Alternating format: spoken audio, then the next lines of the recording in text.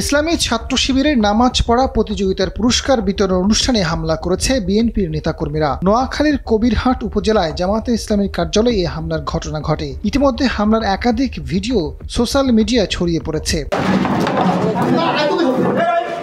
Police ও স্থানীয় সূত্র জানায়, মসজিদে জামায়াতের সঙ্গে যেসব শিক্ষার্থী 10 দিন একটানা নামাজ আদায় করেছে তাদেরকে পুরস্কার দেওয়ার ব্যবস্থা করে ইসলামী ছাত্র শিবির। পূর্ব ঘোষণা অনুযায়ী সকাল থেকে আব্দুল্লাহ মিয়ার হাট জামায়াতে ইসলামীর কার্যালয়ে অনুষ্ঠানের আয়োজন করা হয়। অনুষ্ঠান শেষ পর্যায়ে স্থানীয় বিএনপি নেতা আব্দুর রহিমের নেতৃত্বে 8 থেকে 10 জন এসে হামলা চালায়। এ সময় তারা ছাত্র শিবিরের 3 থেকে 4 জন নেতাকর্মীকে মারধর করেছে।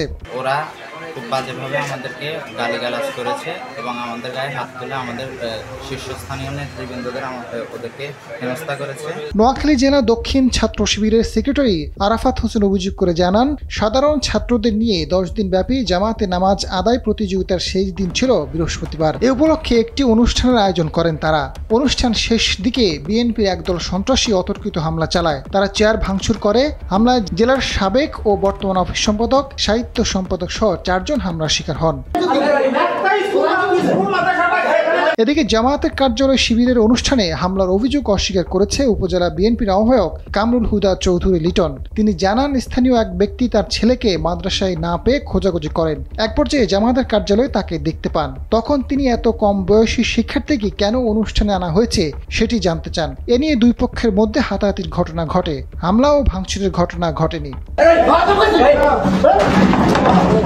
বিষয়টি নিয়ে কবিরহাট থানার ওসি মোহাম্মদ শাহিন মিয়া জানান, জামায়াতের কার্যালয়ে একটি অনুষ্ঠানে ছাত্র শিবির ও বিএনপির কর্মীদের মধ্যে হাতাহাতির ঘটনা ঘটেছে। খবর পেয়ে পুলিশ ঘটনাস্থলে যায়। এ নিয়ে দুই পক্ষের মধ্যে চাপা ক্ষোভ থাকলেও এলাকার পরিস্থিতি শান্ত রয়েছে।